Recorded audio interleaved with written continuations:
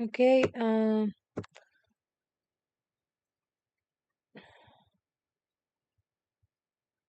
So yesterday we were reviewing the self-assessment from AIMBOS. You still have time to take it. It is available until 19 of February of this year. And well, we were in question 16. Um, we were reviewing the answers that the AIMBOS give us and also searching it in the first state. It's just a review, actually. It's not and I mean, I took the exam and I got mine, some wrongs and some right, and that's okay. I recommend you to take it. Reading in I have read in Reddit that they said that this one was easier than the last one. Um, but and that's it. I I recommend you to review this. Well, question 16, it says, a 55-year-old man comes to the physician, 3 weeks history of fatigue and joint pain. He was diagnosed with ventricular tachycardia and treatment with antiarrhythmic drug was initiated. A graph showing the effect of the drug on the ventricular action potential, the black curve, compared to the normal ventricular action potential is shown. He has mild fever. Examination shows painless ulcers on the heart palate and swelling of both breast. Which of the following drugs has this patient most likely been taking? So, as you see, these symptoms here, like the fatigue and joint pain for 3 weeks, these painless ulcers and swelling of both breasts, also mild fever.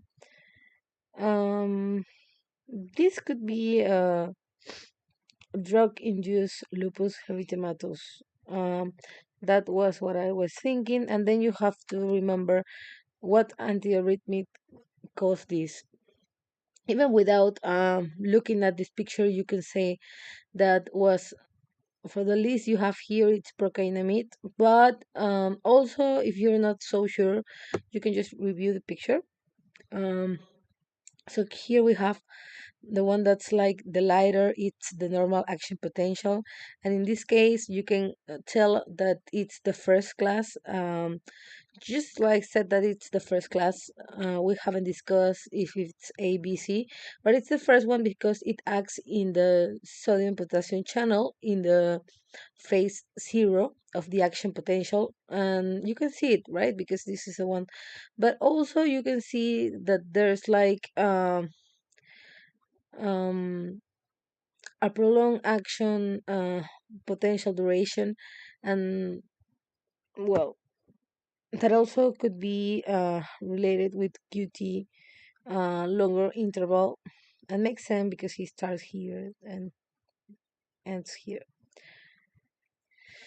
So here it says, yeah, as I told you, procainamide, it's a class 1A antiarrhythmic.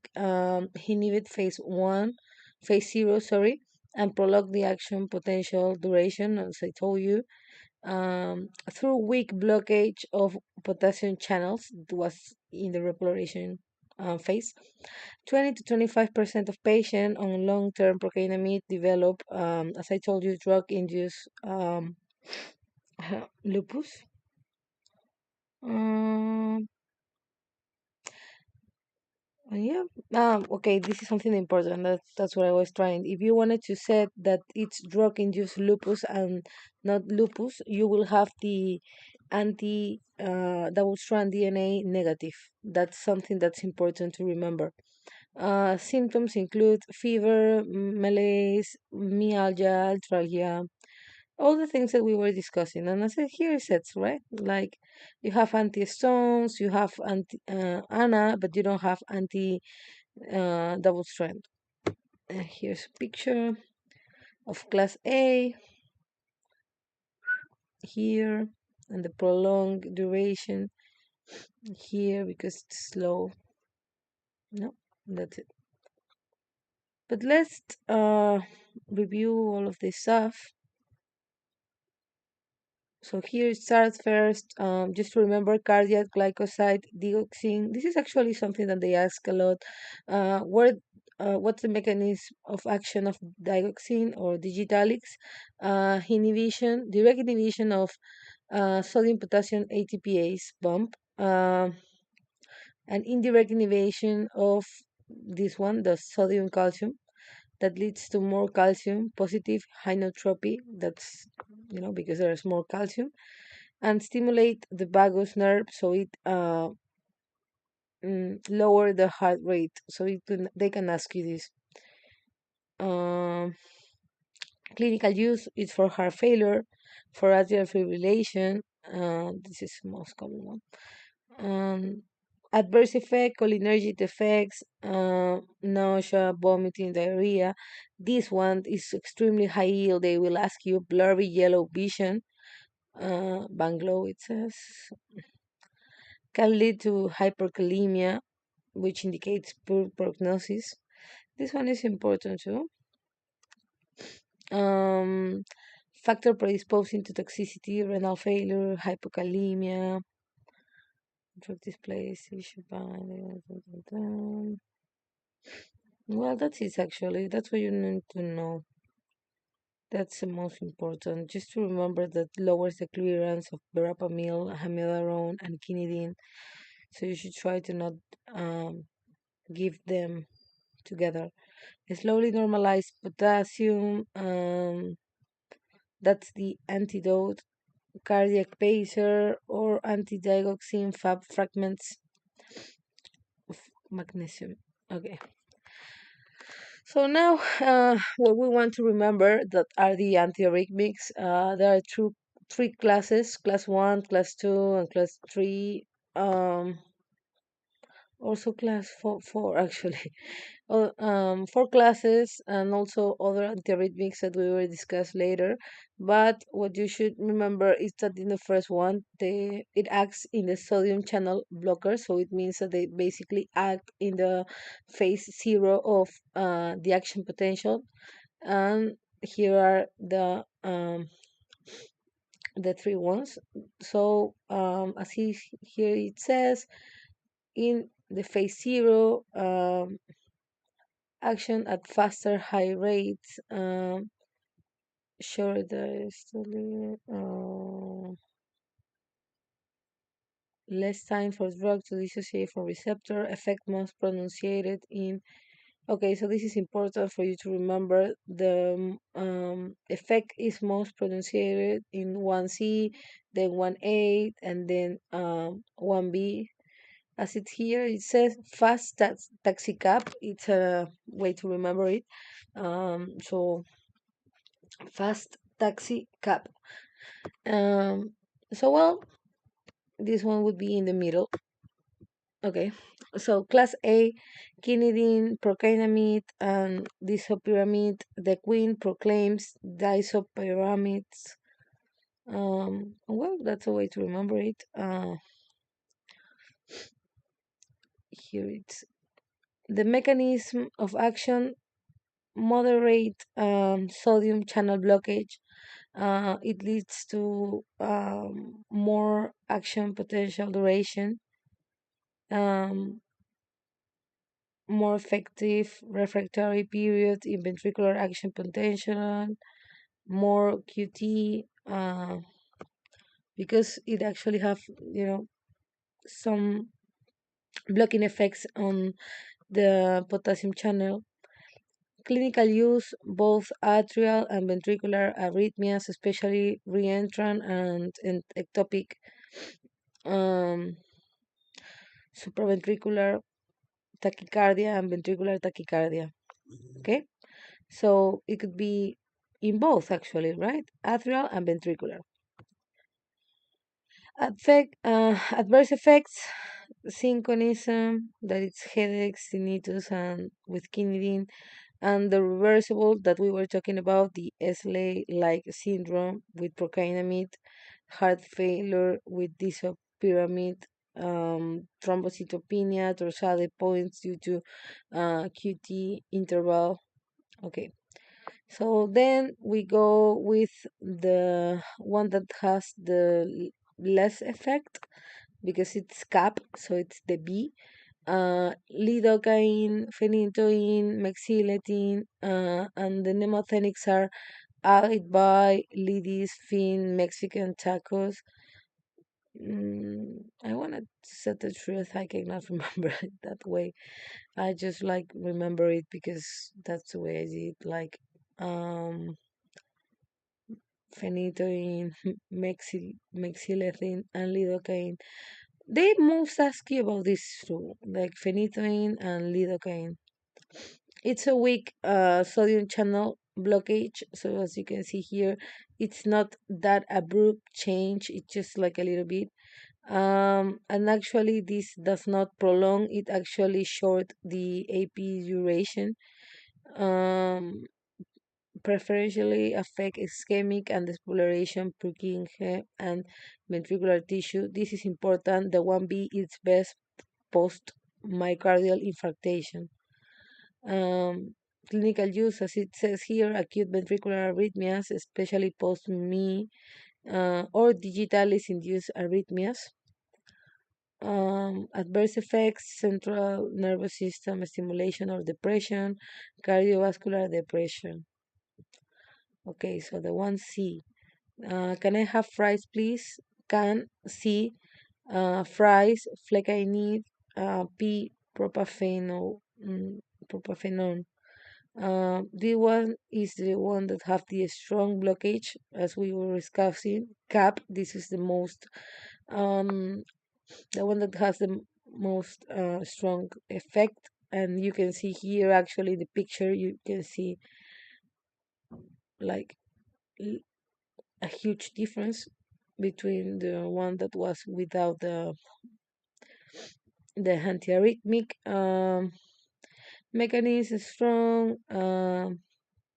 Sodium channel blockage significantly prolongs RMP in AV node and accessory bypass tracks. No effects on IRP in Purkinje and ventricular tissue. Minimal effect on AP duration. Yes, as we can see here, it's basically the same.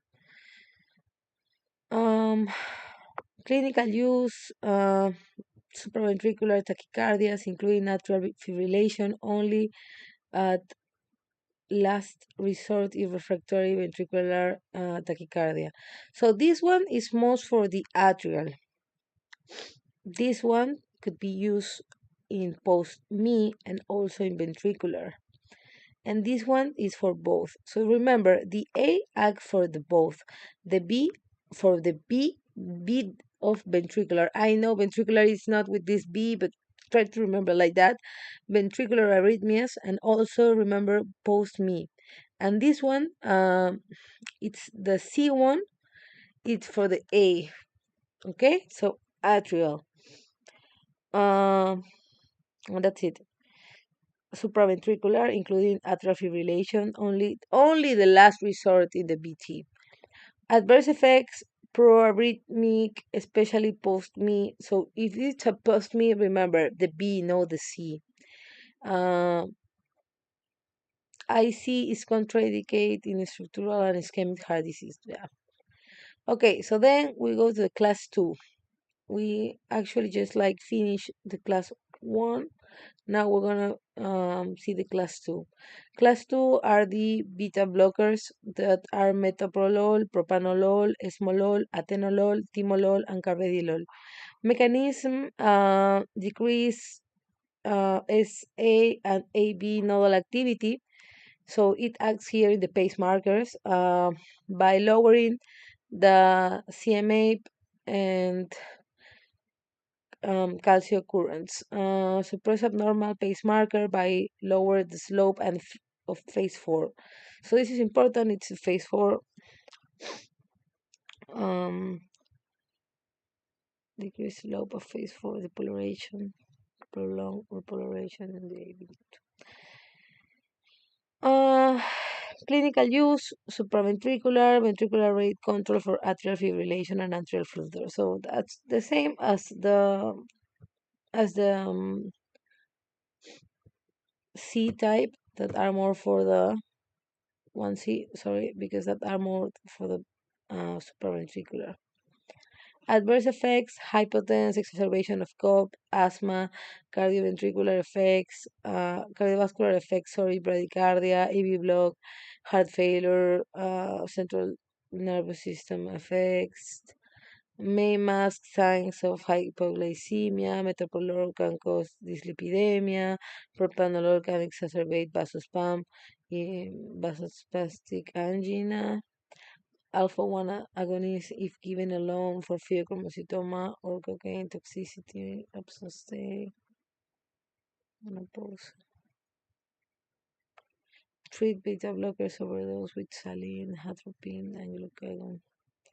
This is important, right? Like, they actually most ask you with this class of antiarrhythmics with kind of the case of someone that have like um these symptoms, right? Like the adverse effects. For example, do not give them with patients with cough or asthma. Mm, Metoprolol, propanolol, esmolol, atenolol, timolol, and carvedilol.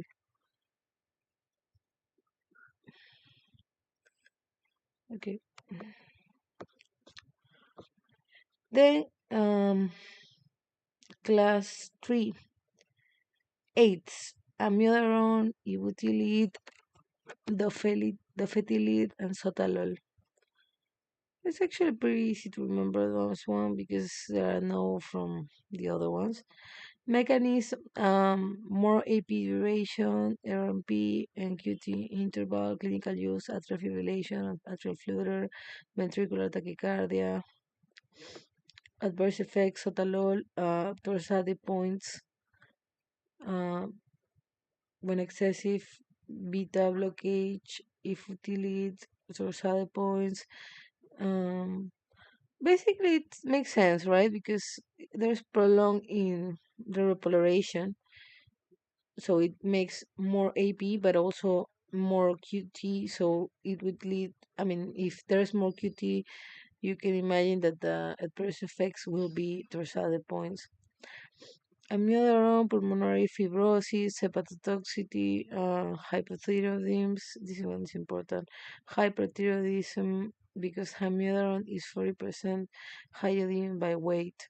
Acts as a hapten, corneal deposits, blue-gray skin deposits resulting in photodermatitis, neurologic effect, constipation, cardiovascular effect, bradycardia, heart block, heart failure. That's it. Amiodarone is lipophilic and has class 1, 2, 3, and 4 effects. This is important.